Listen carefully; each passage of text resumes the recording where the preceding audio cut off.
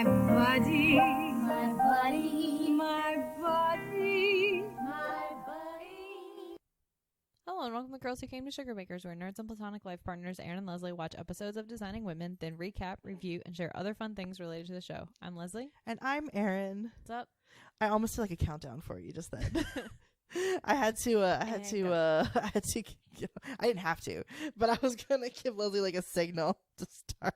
And I almost did like a 5, 4, No, 3. Can't, because it gotta be, oh, you mean silent. But like, right? nah. Like, Yeah, it's gotta be exactly. silence. Yeah. We're going to figure this out. How you doing today, Leslie? I'm okay. How are you? I'm doing all right. We're together. We're taping. It's pretty Yep. exciting. It's a Sunday. Yep. Man, we've been doing this for a while. It's been Yep. 3 years, yeah? Yeah. My goodness. I think we're coming up on the anniversary again. It'll be in May. It's in May, yeah. Yeah, that's when the Podbean renews. That's how I keep up with Oh it. yeah, that's right. It's When pretty that bill easy. hits. Yep. Did you want to start with shout outs, Sugar Baker moments? So catch me in 2021 for Sugar Baker Moments. Do I What? have any shout Oh yeah. Oh, This year is not. no. It's come not the year on. for anything really. I mean, okay, well, fine. I'll give you some little moments. I'll find cool. some for you. Thanks. I don't. Any shout outs? Ooh, Heathen Volume 2 and Okay. also Volume 1. I guess if you haven't read Volume 1. It's a graphic novel comic series by Natasha Alterici. I hope I'm saying that right. And Rachel Autumn Deering. Excuse me. And it's about about Itis, who is a woman of the Norse era, whatever. And her father is supposed to kill her because he catches her like kissing her best friend. Oh who is right, you also told me about drunk. this one. Yeah. Yeah, and then but he can't bring himself to kill her, so he just banishes her. And so she goes on a journey to free Brunhild from Odin's curse.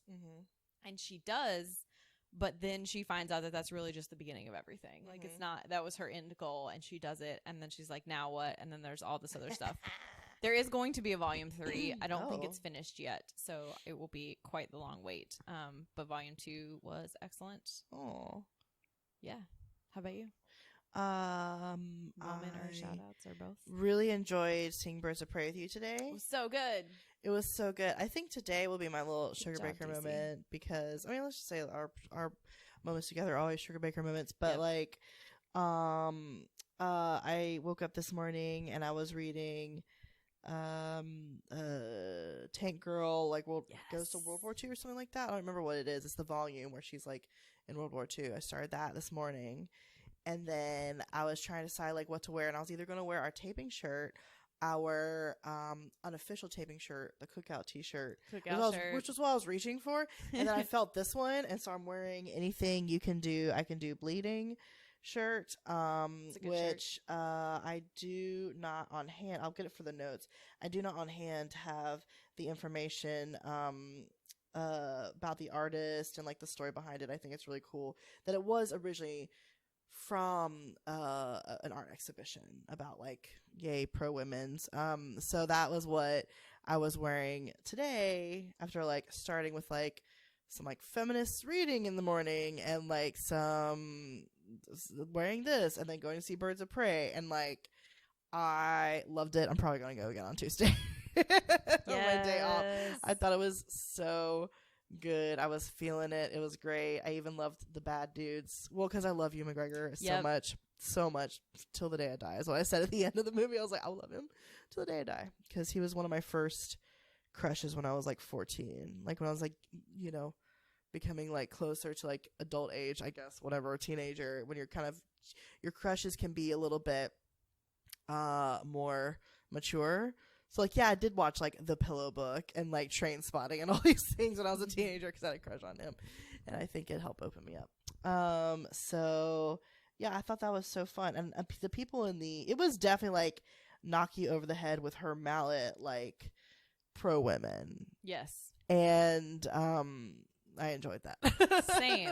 And it seems like people in the theater are on board, and I'm just Margot Robbie for just like, deciding that, having say. And yeah. I loved what they're talking about in because we go to Alamo Draft House and they're talking about, they always have stuff before the movie, and then there was someone who was talking about the movie that Margot took over because she loved the character clearly, and she was like, this character was like not taken care of before this, like let's bring this in, and hired like a woman director, and had this like great cast, and like really just changed the vibe, because that's how, I mean, after seeing this, because you said this beforehand, you were like, do I need to be reading Harley Quinn's graphic novels? They were like recapping, and I was like, do you feel like you want to check it out? Yeah, I do.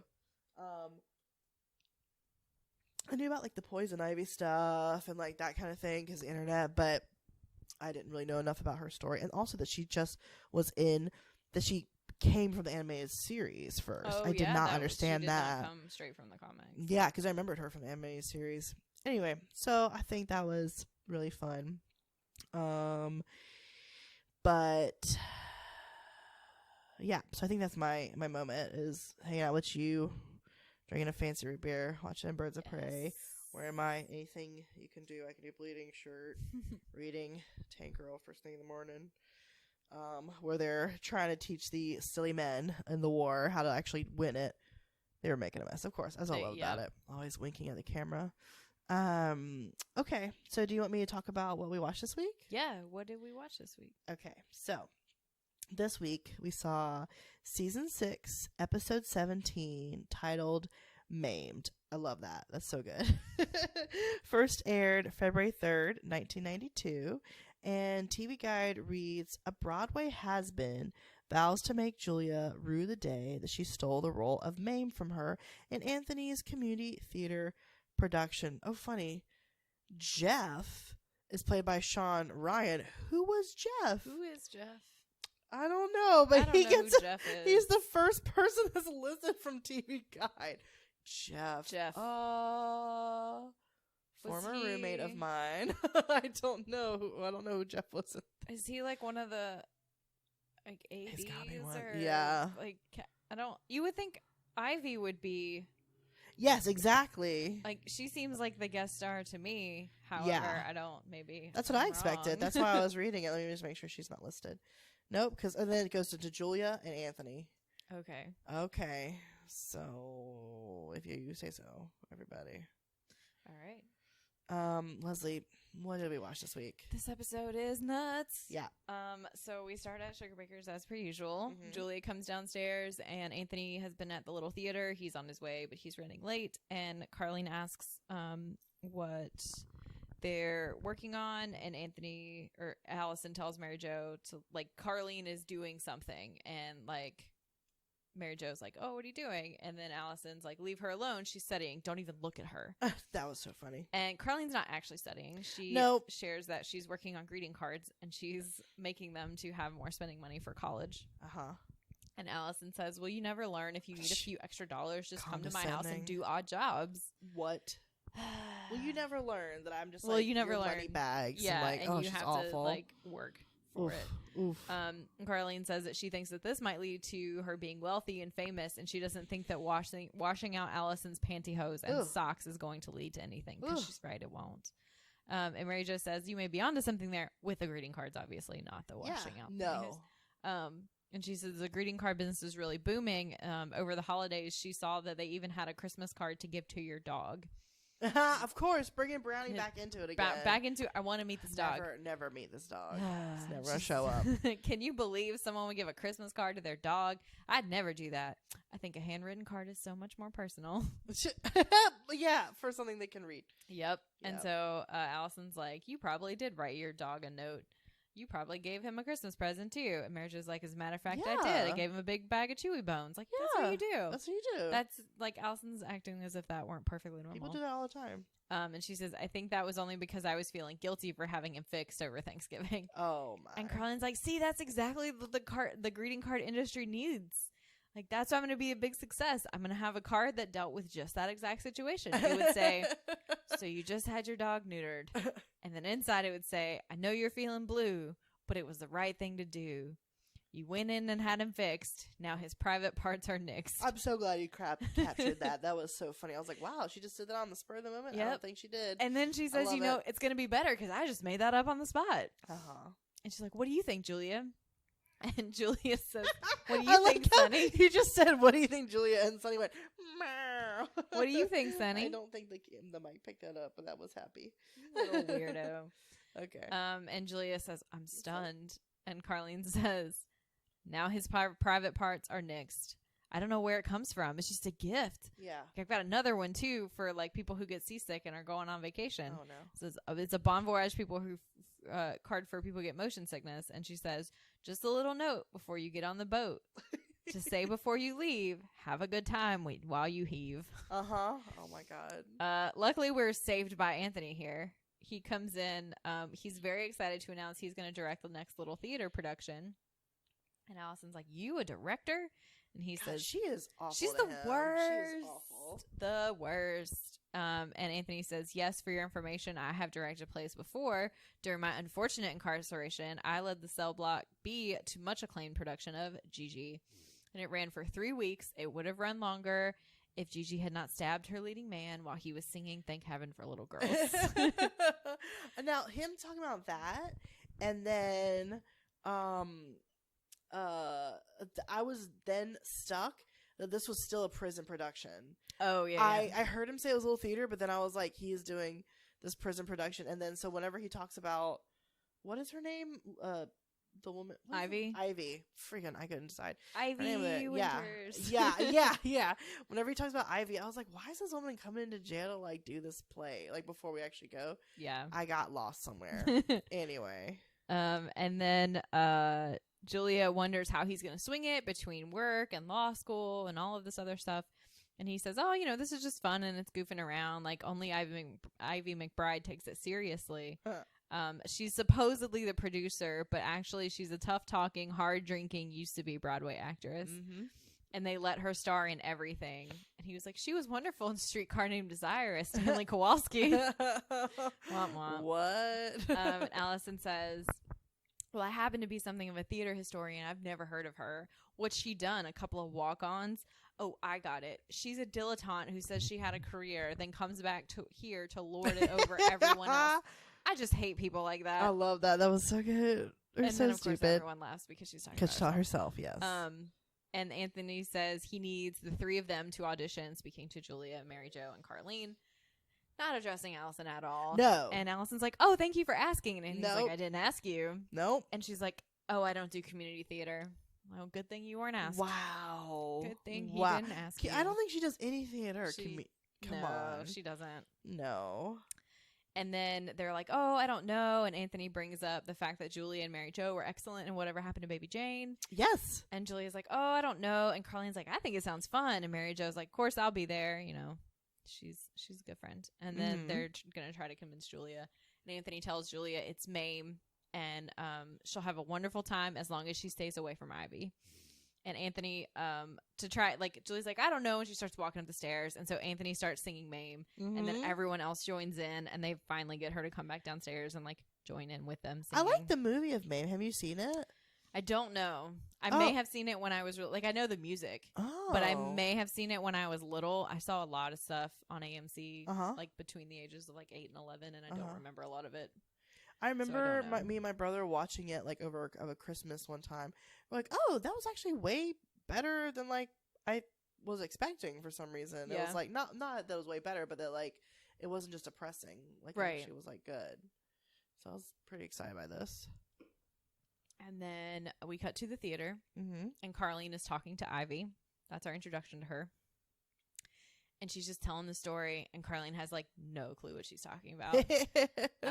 And then she asks Mary Jo and Julia, who are sitting at the table, did you know that Ivy was in the original Sound of Music with Mary Martin? And they're like, no. And then she's like, all right, let's have a drink. And Carlene says something about, like, coffee, and she's like, this is not coffee. And she says that she should have been the toast of Broadway, but she got a bad rap. But don't worry, like, she's not bitter. Bastards. And then Carlene starts singing. She's like, oh, you know what you remind me of? And she starts singing Give My Regards to Broadway. She's like, did you know I used to think Herald Square was a person, but it's not. It's a place. And so the reason all this is happening is they're waiting for the director and assistant director to post cast list. And then Ivy says she can't believe that this little twit of a director made her stand out here with the peons. She actually says peons. And Carline's like, oh, I guess twit is a little Broadway slang for director, huh?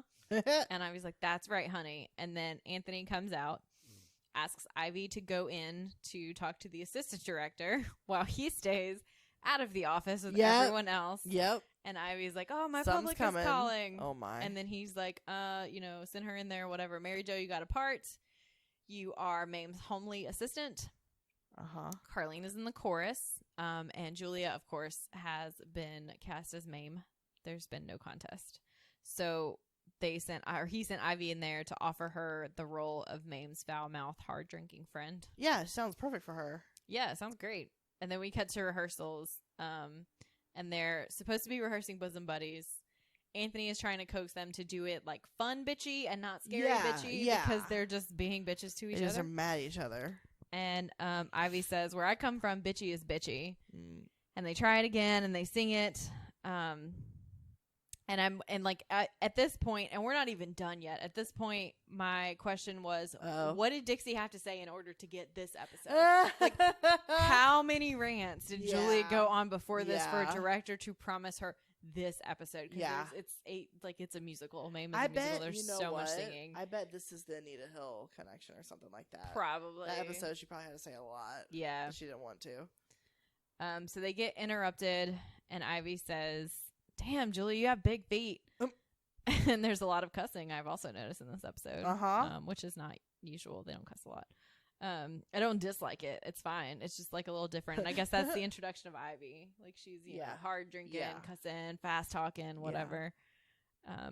And then they try it again, and Ivy blows smoke straight into Julia's face. I can't under believe. One line. Just so rude.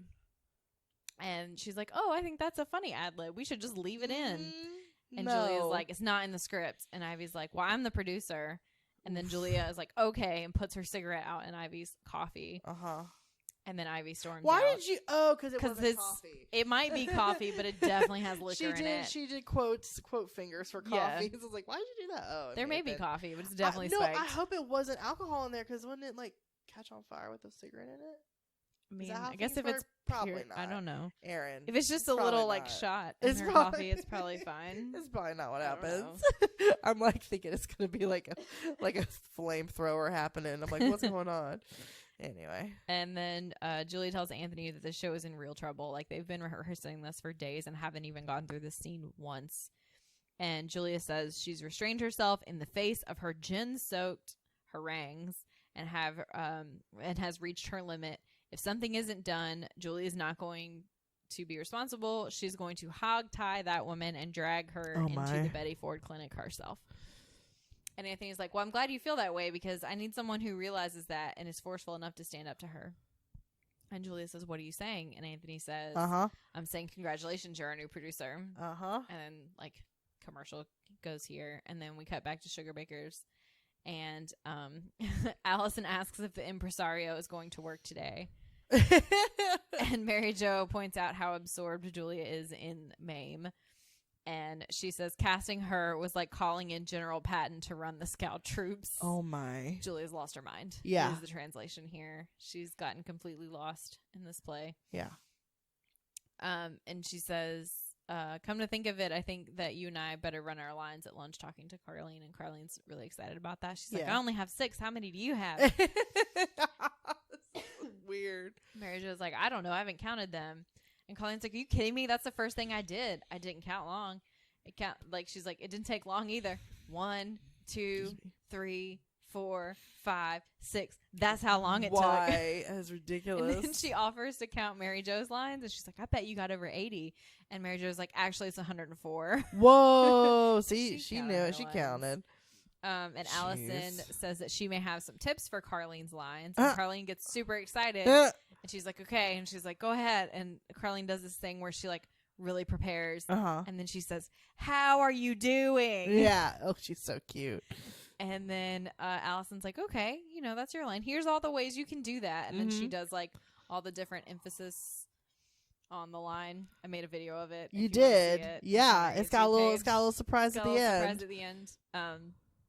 And then Allison asks her, oh, do you see the difference in all those? She's like, no. And then Anthony and Julia come in. They're arguing about one scene. Sorry, Leslie, do you need help? You're a child. She does this all the time. She is like making Leslie rub her. She'll turn over on her back in a little while. Yeah, she's already on Leslie's lap. She's trying to talk to us, but then like she is like, no, but you need to pet me. Oh no, she's biting her. Oh my god, you're such a dick. I love you so much. And so for this scene, Julia's like, no, we have to have a real fox. This is community theater. No. How you gonna get a real fox and like someone to supervise the fox and like everyone handling the fox? What is going on? And Anthony's like, look, I can't just get a real fox just like that. And he's like, what we have is fine. And Julia says, what we have is unacceptable. So what they have is Anthony's old fur from his grandma, but it still has, you know, like the furs have the head on them still. God. The stoles, I guess, is what you call them, but it still has the head on it. He's like, I thought we just put a string on it and have the AD pull it around. Wears for like fashion. I don't know. I guess I don't understand fashion. I know.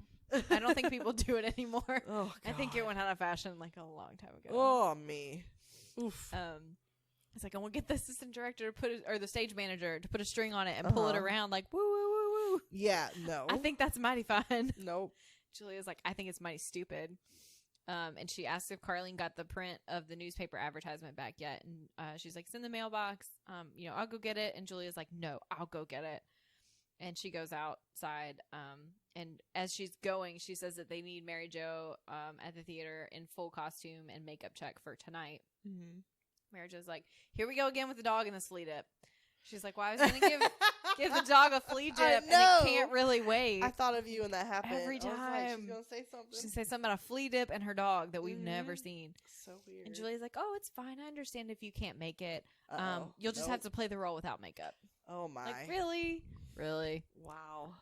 And then Anthony says, like, after Julia walks out, you know, Julia's taken to this like a duck to water. I think it was a great idea to give this to her, don't you? He doesn't sound convinced. No one else is responding. He's like, will somebody please say yes? And validation. Mary Jo's like, what's in her thermos? And Anthony says, it's very strong coffee. I tried it this morning and it was chewy. Oh. Ooh. Oh. What? Oh. So strong. Oof. And then Allison says she's always maintained that Julia has a borderline OPD. What's that? I think it's supposed to be like obsessive compulsive disorder, but I don't know what the P stands for. Oh, I'm gonna look that up. I think she said, unless I was supposed to type C and I type P. Okay. It's not completely unreasonable. Okay. That I maybe did that. And Carlene says, Julia is trying to put together the best production of Maine this town has ever seen, and I will not listen to anyone speak against her. And so she sits down at the counter and covers her ears and starts going, la, la, la, and like singing to herself. That was so annoying. It was really annoying. I hated it. And then Anthony asks Mary Jo, like, can you talk to her?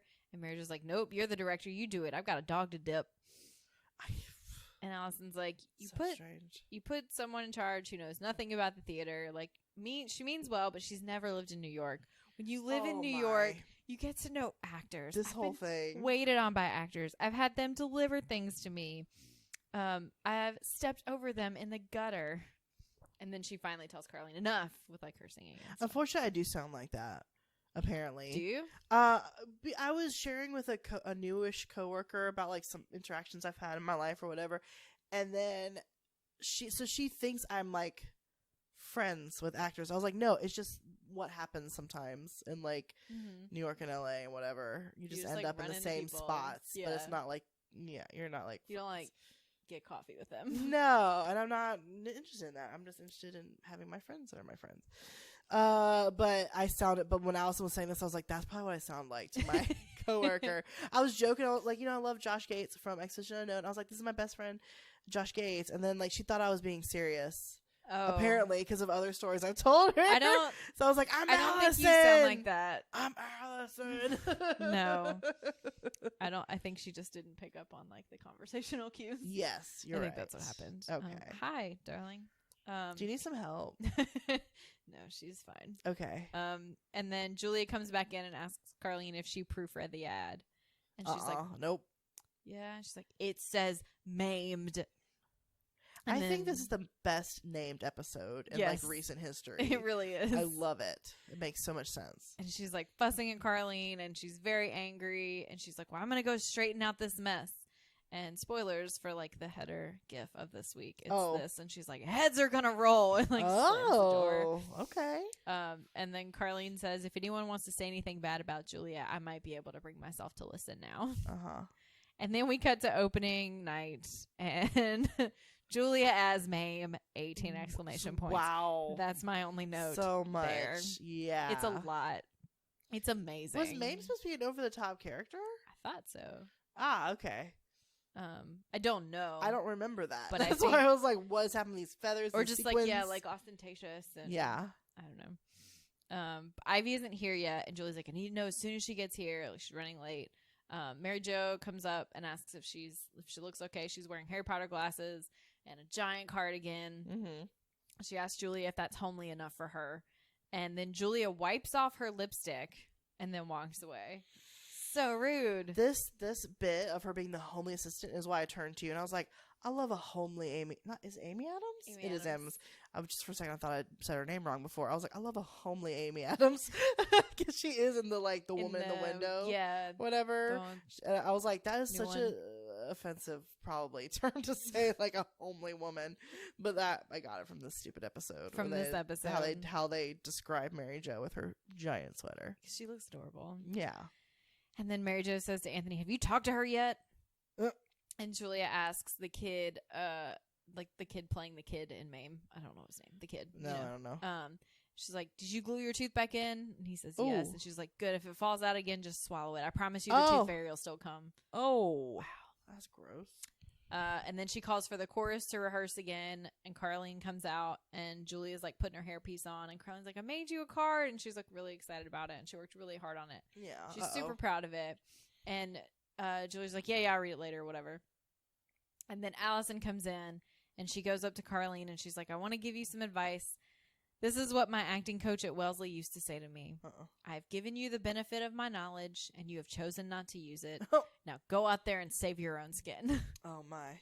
And then as, like, Julia is making her rounds, people are like, Anthony, have you talked to Julia? Anthony, talk to Julia.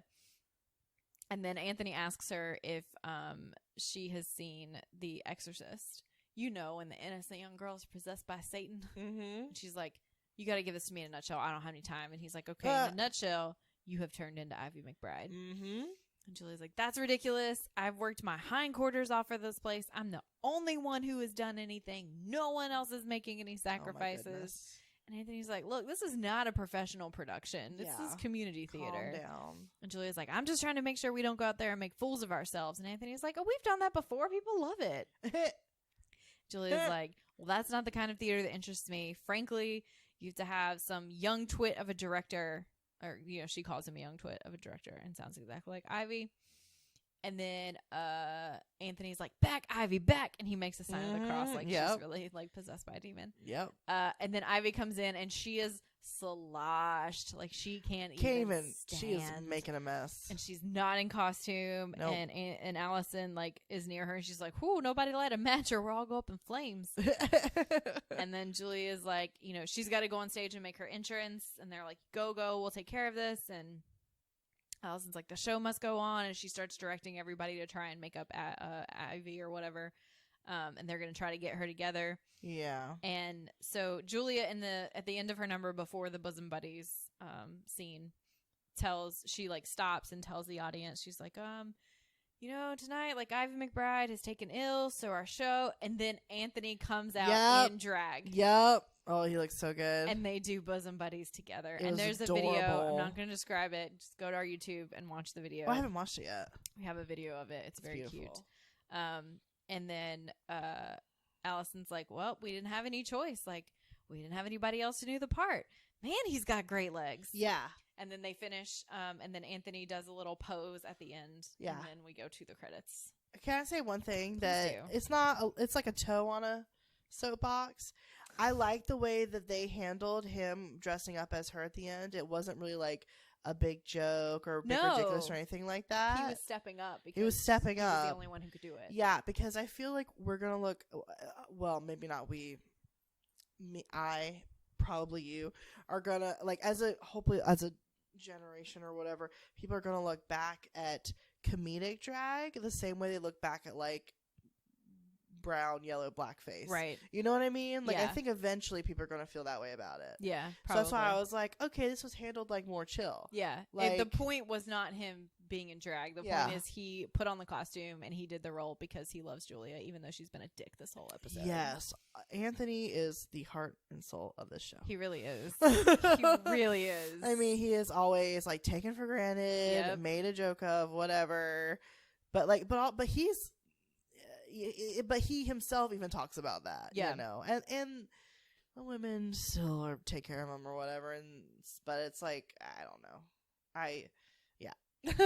I was like, go Anthony, go. Go, Anthony, go. Yeah. Did you have a favorite outfit? I did. I was. Please tell me. Oh my gosh. I was tempted to do Anthony and or Julia, but I'm gonna do Mary Jo's outfit in the beginning because it's ridiculous. I took a picture because I was like, What is she wearing? happening in this? I don't know. I'm pretty sure it's two pieces. It looks like she's wearing like a muumuu or like yeah. her pajamas or something. It's like I don't even know. It's like Yeah. flowers, but it looks kind of reminiscent of like a giraffe print with like the collar being like a zebra print. Yep. And she's got this big necklace on and the giant buttons going all the way down and it's huge and it Yeah. goes to the floor Yeah. and she's just sitting on this chair and it just like is taking up the whole chair. It's very strange. So I chose that one. Honestly, I had the same thought because I was like, why is this? I don't understand. I also had that, and my backup was the one. Well, when they were doing their little like practice when it was still Ivy, Julia's outfit is now they have a costuming department, of course.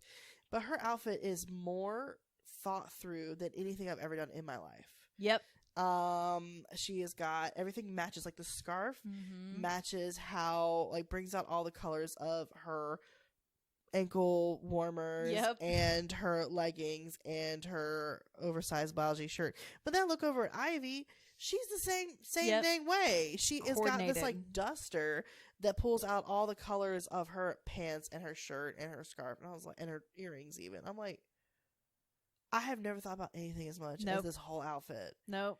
I'm so impressed. And again, it's costuming department. It's people's jobs to literally do that. But I was like, the idea that these women like, but the people did used to do that Mm-hmm. a little bit more than I think they do now. I mean, people still think through an outfit, but it's like to make sure it's all coordinated and stuff. Yep. Oh man, that killed me. And then, yeah. And did you make a gif